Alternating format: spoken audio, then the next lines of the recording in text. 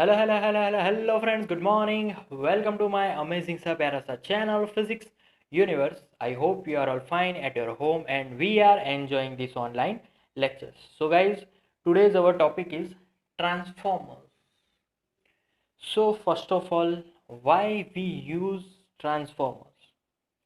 So we already know that this our appliances is connected in our home, but these appliances are uses by electricity. तो वो जो electricity है, electric current है, वो कहाँ से आता है? बहुत ही दूर के डिस्टेंस से आता है, क्योंकि power stations are very far away from our home. तो हमें क्या करना पड़ेगा? ऐसी अरेंजमेंट करनी पड़ेगी कि जिससे वायरिंग हमारे घर तक पहुंच सके। अब ये जो वायरिंग हम लोग यूज़ करेंगे वो कंडक्टिंग वायरिंग होगा, बट फिर भी उस वायर में थोड़ा बहुत रेजिस्टेंस होगा। अब जबकि बहुत बड़ा डिस्टेंस है तो वायर की जो लेंथ्स होंगी वो भी बहुत ही ज़्यादा होंगी। तो वी नो दैट लेंथ के हिसाब से रेजिस्टेंस भी ज़्यादा होगा, और जब रेजिस्टेंस ज़्यादा होगा तो जो इलेक्ट्रिक करंट फ्लो हो रहा है उसमें ज़्यादा पावर लॉस होगी, क्योंकि रेजिस्टेंस बहुत ही ज़्यादा बढ़ जाएगा। सो ट्रांसफार्मर में अगर उसकी बात करें हम लोग, तो ट्रांसफार्मर इसलिए क्योंकि हमें क्या करना है कि जब पावर स्टेशन से इलेक्ट्रिक करंट निकल रही है, सपोज कि मैं अगर लॉस की बात करूं, तो P is equal to I square R जितना लॉस होगा। अब और ये जो R की वैल्यू है वो बहुत ही ज़्यादा होगी, क्योंकि डिस्टेंस जितना ज़्यादा होगा उतना R ज़्यादा, सो उतना पावर में लॉस भी ज़्यादा होगा। तो हमें यहाँ पर क्या करना है? हमें पावर को लॉस को कम करने के लिए यहाँ पर जो करंट है उसकी वैल्यू कम करनी है। तो करंट की वैल्यू कम कैसे करें? तो ट्रांसफार्मर से। तो एक ट्रांसफार्मर ऐसा हमें पावर स्टेशन के आगे लगाना है कि जिससे पावर कम हो जाए बट वी बढ़ जाए। जैसे कि we know that P is equal to I into we.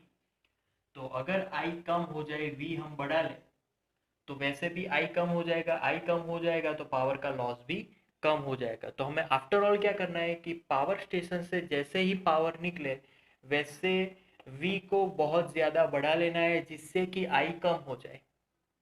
अब पावर स्टेशन से जो पावर निकल रही है वो बहुत ही हाई वोल्टेज वाली निकलेगी, क्योंकि हमने वी को बढ़ा लिया है। और वैसी ही हाई वोल्टेज वाली पावर अगर हमारे घर तक पहुंच गई तो हमारे सारे इलेक्ट्रिक अप्लायंसेस को वो डैमेज कर देगा। तो हमें घर की तरफ, घर के पास भी ऐसा एक डिवाइस लगाना पड़ेगा कि जिससे ये वोल्टेज वापस कम हो जाए और फिर से आई बढ़ जाए, कि जिससे कम वोल्टेज हो तो हमारा जो अप्लायंसेस, जितने भी इलेक्ट्रिक करंट से चलने वाले जितने भी हमारे डिवाइसेस है वो डैमेज ना हो जाए। तो यहाँ पे बेसिकली हम दो ट्रांसफार्मर का यूज़ करेंगे। First transformer near power station and second transformer near our houses. दोनों की अलग अलग ही कैलकुलेशन होगी, क्योंकि एक में हम लोग वोल्टेज को बढ़ाते हैं और एक में हम लोग वोल्टेज को कम करते हैं। सो यहाँ पर transformers are of two type. यहाँ पर उसके मैं अगर कंस्ट्रक्शन की बात करूँ तो एक बॉक्स होगा, और ये जो ट्रांसफॉर्मर है वो हमारा आई शेप ट्रांसफॉर्मर है। कैसे? तो यहाँ पर ये कुछ आई शेप बना रहा है, यहाँ पर ये कुछ आई शेप बना रहा है सिमिलर। तो ये आई शेप बना। ओके। अब यहाँ से ये हमारी प्राइमरी कॉइल है, जो कि मैं यहाँ पर ड्रॉ करने जा रहा हूँ। ये हमारी प्राइमरी कॉइल है जिससे हमने वायर को जस्ट ऐसे इस पॉइंट पे हमने उसको वाइंड कर दिया है। और ये हमारी सेकेंडरी कॉइल है जहाँ से हमने उसको फिर से उस पर वाइंड कर दिया है। This is our secondary. दोनों को एक दूसरे पे वाइंडिंग कर दी है। और ये जो वायर हमने यूज़ किए हैं वो वायर कंडक्टिंग वायर है, but this conducting wire is isolated bye plastic material. दूसरे ट्रांसफार्मर की अगर बात करें तो वो कुछ ऐसा है।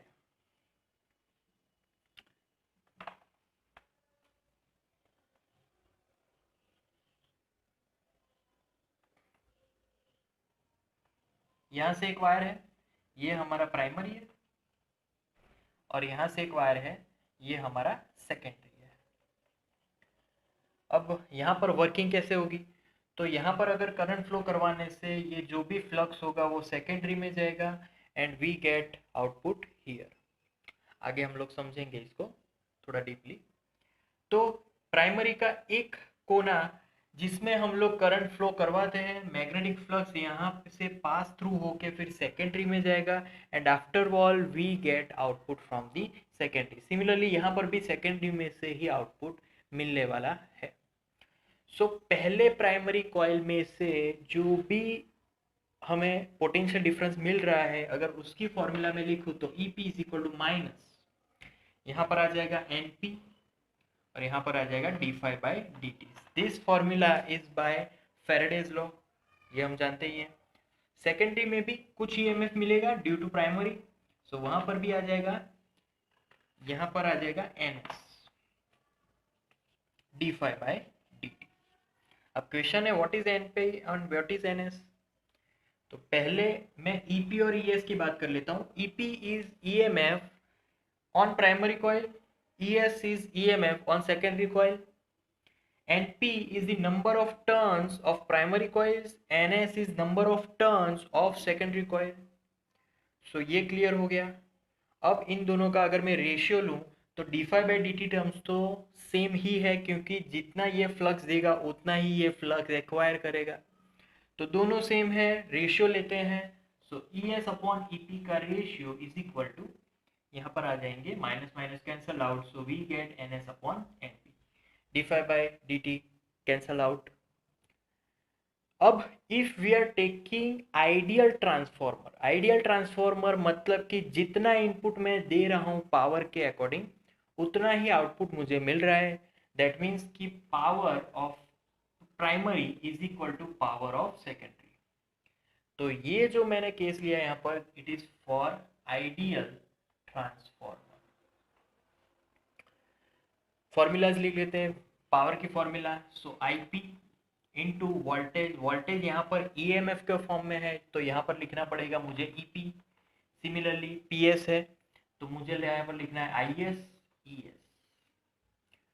अब cross multiplication, so I get here IP upon IS is equal to ES upon EP, and ES upon EP still we have NS upon NP। so एक दूसरे के साथ ये सभी इक्वेशन रिलेट कर रही है, करंट के साथ, वोल्टेज के साथ, as well as number of turns के साथ। सो यहाँ पर ये सिर्फ रेशियो अलग है, बाकी सारे रेशियो एक ही है। ओके, अब मैंने दो ट्रांसफार्मर की बात बोली थी पहले कि एक वोल्टेज को बढ़ाता है और एक वोल्टेज को डिक्रीज करता है। जो वोल्टेज को बढ़ा रहा है उसको हम लोग बोलेंगे स्टेप अप। अब स्टेप अप की क्या रिक्वायरमेंट है तो ये भी समझ लेते हैं। Step up is always ES greater than EP, क्योंकि जो सेकेंडरी कॉइल का जो वोल्टेज है वो हमेशा ज़्यादा होना चाहिए प्राइमरी से, तभी उसको वोल्टेज हम लोग बढ़ा पाएंगे, तभी उसको हम लोग स्टेप अप बोलेंगे। तो अगर ES ग्रेटर देन EP है तो इस फॉर्मूला के अकॉर्डिंग मैं लिख सकता हूँ NS ग्रेटर देन NP।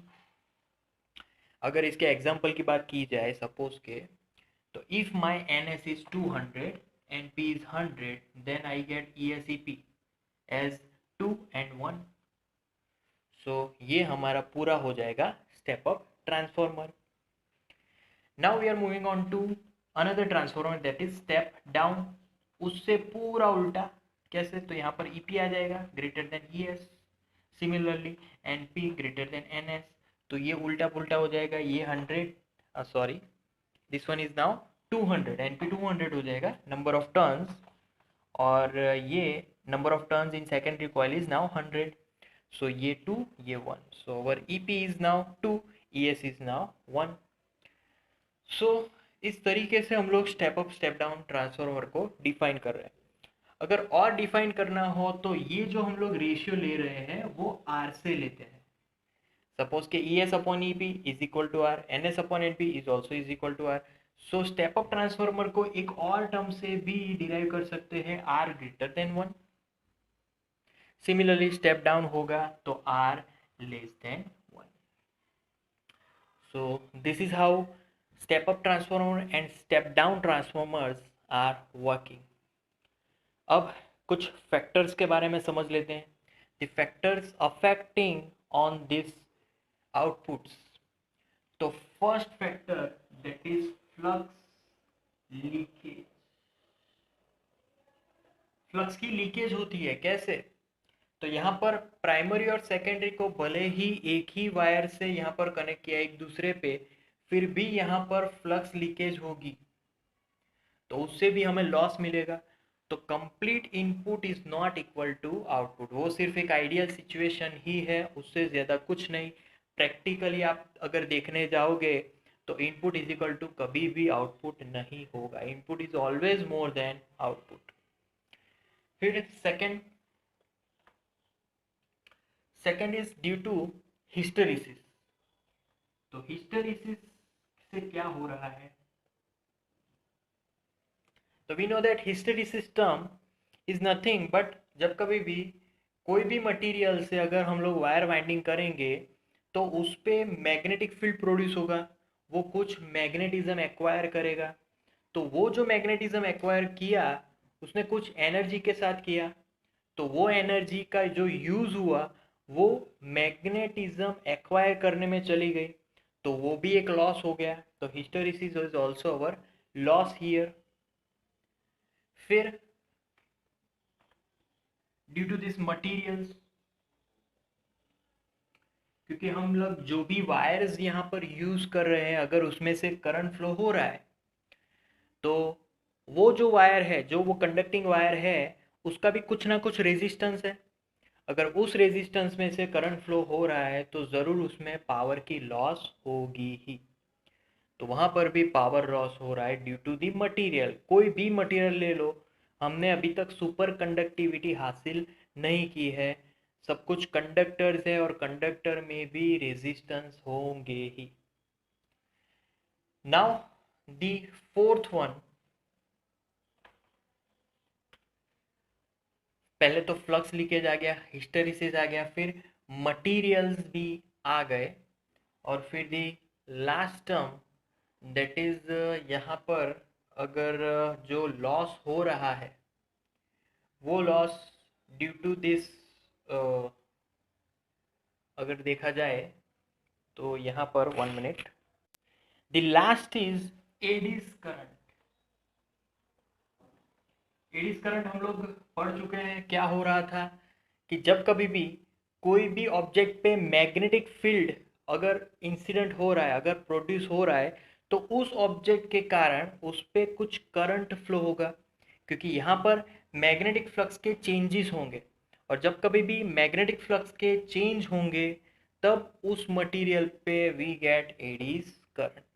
तो eddies current is also a loss for this transformers, क्योंकि ट्रांसफॉर्मर में एडी करंट्स का कोई यूज़ ही नहीं है.